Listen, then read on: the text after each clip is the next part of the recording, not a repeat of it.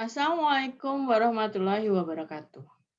Hari ini kita lanjut lagi ya, belajar matematika realistik. Walaupun terbatas ya, waktunya terbatas. Untuk ngezoomnya juga terbatas, untuk merecording juga lamanya kita ngezoom juga dibatasi gitu. Kita cuma dibatasin 1 GB. Jadi mohon maaf apabila saya menerangkan begitu cepat. Tapi kalau misalnya lewat YouTube akan Anda terus ulang kalau Anda tidak paham. Kalaupun Anda tidak paham lagi, Anda boleh bertanya ke grup WA. Insya Allah akan saya jawab sampai Anda paham dengan matematika realistik. Pada pembahasan saat ini, kita akan menginjak pada sejarah matematika realistik. Apa sih itu matematika realistik itu? Gitu. Bagaimana bisa sampai ke Indonesia dan bagaimana proses sejarahnya. Dan sampai sekarang ini matematika realistik itu menjadi suatu hal yang wajib dipelajari di sekolah dasar di seluruh Indonesia. Walaupun dengan keterbatasan sarana dan prasarana. Saya pikir ketika kita sudah membahas matematika realistik kemarin, bahwa matematika realistik itu adalah mengajak berpikir, mengajak kita ini mendidik, bukan melatih gitu. Maka kita akan pelajari lagi ya. Oke, kita belajar sejarah dulu.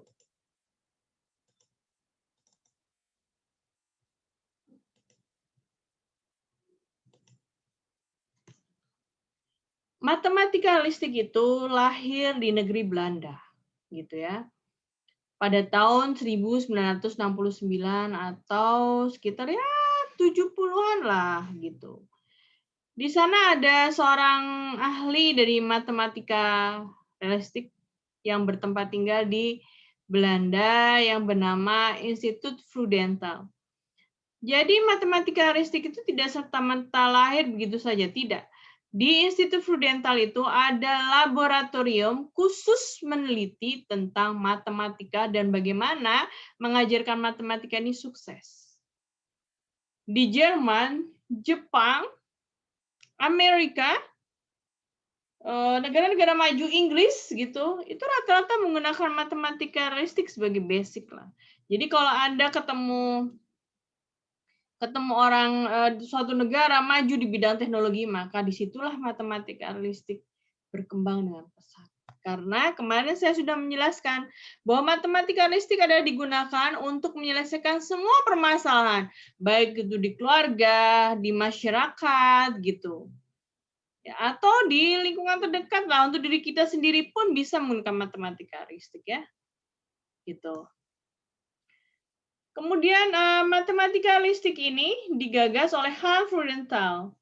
Beliau ini sebenarnya bukan orang asli Belanda, tapi beliau ini adalah orang asli Jerman, gitu ya. Jadi itu. Jadi dia mengembangkan bagaimana beberapa konsep pembelajaran matematika realistik atau matematika yang nyata, gitu ya. Di sini dijelaskan bahwa matematika realistik pada tahun 1973 dikembangkan, dikenal dengan RMY, Realistic Mathematical Education, gitu ya. Jadi bagaimana cara mengajarkan matematika dalam pendidikan. Yang kalau udah sampai di Indonesia dinamakan matematika realistik. Sebenarnya pada tahun-tahun 1970 sampai 1980 bangsa Indonesia ini mengirimkan ahli-ahlinya, ahli-ahli matematika ke Belanda untuk bertemu dengan Profesor Hans Freudenthal, dan mereka beberapa tahun belajar studi banding ya untuk matematika, sehingga pada tahun 1980 gitu ya, ahli-ahli matematika realistik sudah sampai di Indonesia dan membangun sebuah konsep yang namanya matematika soal cerita. Ingat ya, soal cerita di SD itu semuanya realistik. Misal, ibu membeli seikat rambutan. Ibu membeli 1 kilo. kemudian dibagikan kepada tetangganya seperempat. Ada 4 tetangganya. Dia bagikan seperempat, seperempat, seperempat, seperempat. Sisa berapakah rambutan di tangan ibu, di tempat ibu yang ibu miliki, gitu. Itu matematika realistik loh. Dan itu harus praktek anak-anak gitu, nggak cuma melihat, tapi harus praktek gitu, dipraktekkan. Ditimbang seperempat, seperempat, seperempat. Dia aja berpikir, ternyata habis, nol. Gitu. Itu ketemunya. Jadi praktek, gitu ya. Tapi Indonesia tidak bisa untuk praktek. Indonesia ini cukup susah. Sebenarnya bisa sih kalau merubah mindset guru-gurunya itu untuk mau menerapkan RMI gitu ya, atau PMR gitu. Tapi susah karena guru-guru yang lahir pada tahun 90-an, kemudian tahun 80-an, termasuk 70-an, termasuk saya. Itu diajarkan di otak kita ini matematika adalah dilatih gitu. Belajar konsep bukan proses. Gitu ya. Konseptual. Gitu. Jadi susah kalau mau diajak mengeksplor how to gitu, bagaimana asal mula rumus itu susah gitu ya. Terus ini jadi matematika realistis sebenarnya bisa digunakan di anywhere, any place gitu, karena matematika realistis itu relevan dengan situasi sehari-hari, jadi digunakan untuk sehari-hari. Misalnya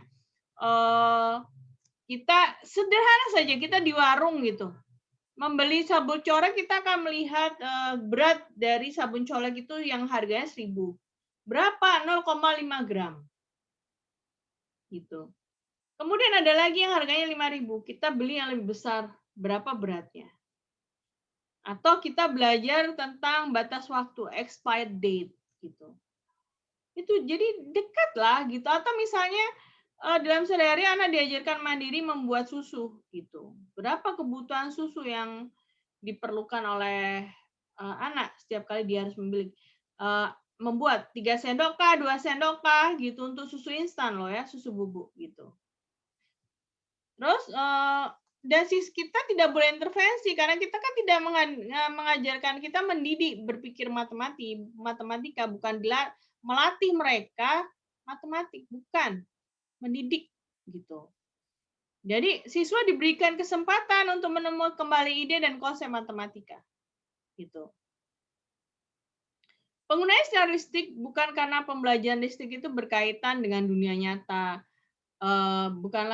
Jadi realistik karena matematika dekat dengan dunia nyata gitu. Jadi membuat sesuatu menjadi nyata dalam pikiran siswa gitu. Jadi masalah disajikan tidak selamanya harus berasal dari dunia yang tidak nyata gitu ya. Jadi ini ya, kalau Anda mau lihat di Darusianto Blogspot gitu, siswa memiliki perangkat konsep atau tentang ide-ide. Mereka secara kelompok memiliki ide sendiri gitu. Kita tidak bisa intervensi gitu. Jadi ya biarin aja mereka berpikir mau-maunya dia menemukan jawaban gitu. Dan itu perlu didiskusikan semuanya. Itulah prinsip matematika realistik gitu ya. Terus bagaimana sih langkah-langkah pembelajaran matematika realistik itu sebenarnya? Mereka harus ada masalah. Di soal cerita itu juga ada masalah gitu. Terus masalahnya itu disesuaikan dengan kebutuhan perkembangan siswa dalam kehidupan sehari-hari. Tidak bisa soal anak SMP diajarkan soal cerita anak SMP diajarkan ke anak kelas 6 SD, nggak bisa jawab gitu. Karena konsepnya mereka harus mendapatkan pengajaran secara bermaksud. Terus harus ada tujuan yang dirumuskan. Guru harus membuat rumusan ketika dia mengajarkan matematika realistik. Terus siswa mengembangkan atau menciptakan model simbolik secara informal terhadap persoalan atau masalah yang diajukan. Jadi harus ada masalah yang harus dijawab melalui serangkaian percobaan-percobaan matematika yang yang ada medianya adalah kehidupan sehari-hari. Medianya adalah sendok, ukuran timbangan, ukuran gelas, gitu. Kalkulator, kalkulator enggak. Gitu ya. Terus kemudian tusuk sate, gitu. Kalau misalnya mereka harus belajar tentang hitung-hitung, gitu. Tadi saya bicara tentang pendidikan matematika, bagaimana matematikalistik di Indonesia. Tadi sudah saya singgung bahwa tahun 1980 sudah ada ahli matematikalistik. Dan satu-satunya ahli matematikalistik yang tertua itu ada di BPPT di Anjungan, BPPT di TMI. Insya Allah masih hidup ya beliaunya. Beliau yang merancang tentang lab matematikalistik di sana. Itu di TMII adanya ya. Terus saya akan ulang-ulang lagi bahwa matematikalistik adalah pembelajaran yang real dalam kehidupan sehari-hari. Jadi matematika dikaitkan dengan kehidupan sehari-hari gitu. Menimbang beras, mengukur berat badan, mengukur tinggi badan, kemudian membuat puding sesuai dengan bentuknya, misalnya bentuknya tabung, kemudian mereka mengukur tingginya, mengukur volumenya, gitu. Jadi tidak cuman praktek ini loh cara membongkar sisi-sisi tabung, bukan. Tapi mereka belajar dalam kehidupan untuk apa tabung ini digunakan. Ternyata untuk cetakan puding, gitu ya. Jadi itu, gitu. Terus siswa aktif untuk mencari, explore gitu. Kemudian explore untuk mencari jawaban mengapa begini dan mengapa begitu gitu. Dan mengapa tabung digunakan untuk alat cetak puding gitu. Bukannya misalnya batok kelapa, bisa nggak sih batok kelapa gitu. Kenapa? Kenapa mesti itu gitu.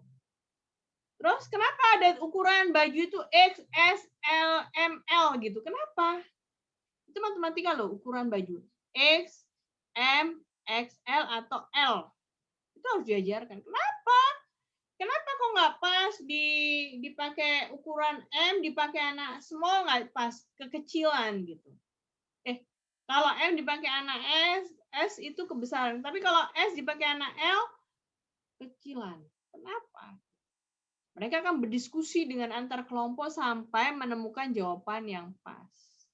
Yang masuk logika-logika mereka. Logika siswa-siswi kita.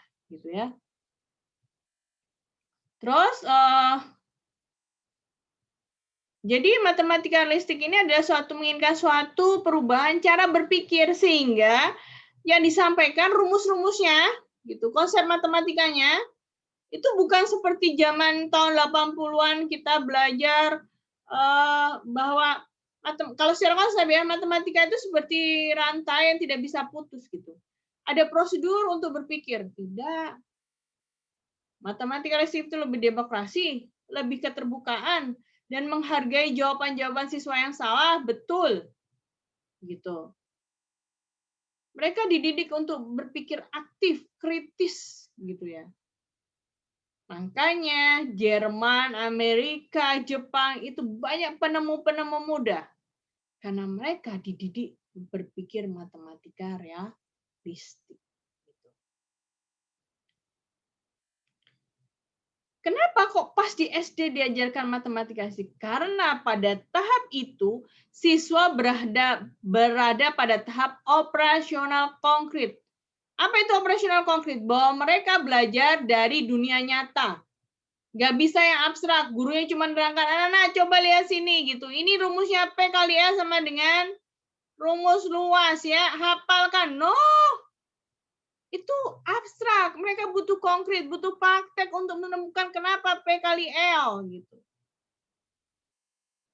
Kenapa 3 kali 4 sama dengan 12 gitu. Kenapa? Gitu. Itu loh gitu ya. Karena mereka masih pikir mereka pas tahapannya adalah tahapan operasional konkret. Dan itu butuh waktu loh gitu.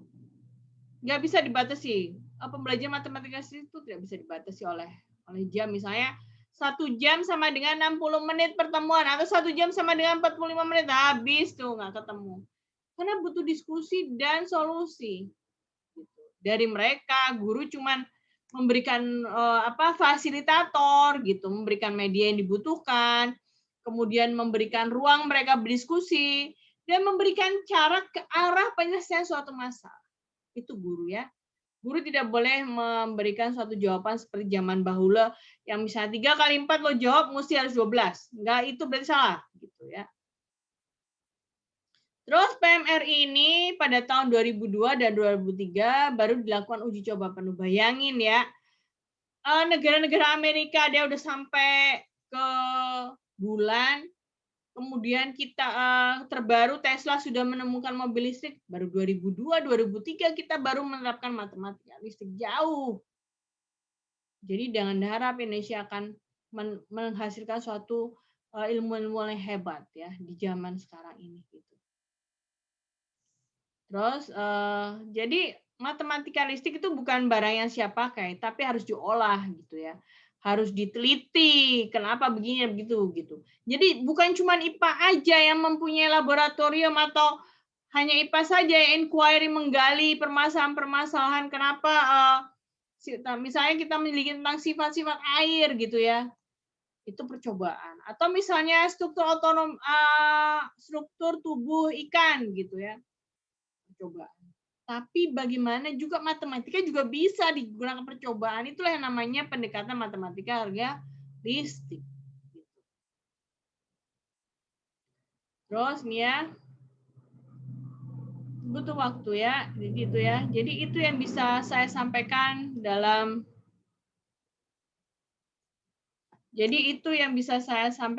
pembelajaran matematika realistik gitu ya. Jadi matematika realistik itu intinya adalah bagaimana kita sebagai guru gitu menyediakan modul yang memberikan ruang mereka untuk melakukan percobaan, trial and error, membuktikan tentang rumus yang mereka sedang pelajarin dalam kehidupan sehari-hari.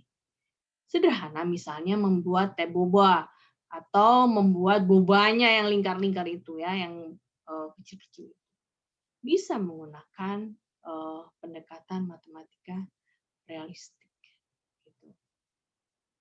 Jadi itulah yang bisa saya sampaikan karena keterbatasan waktu. Wassalamualaikum warahmatullahi wabarakatuh.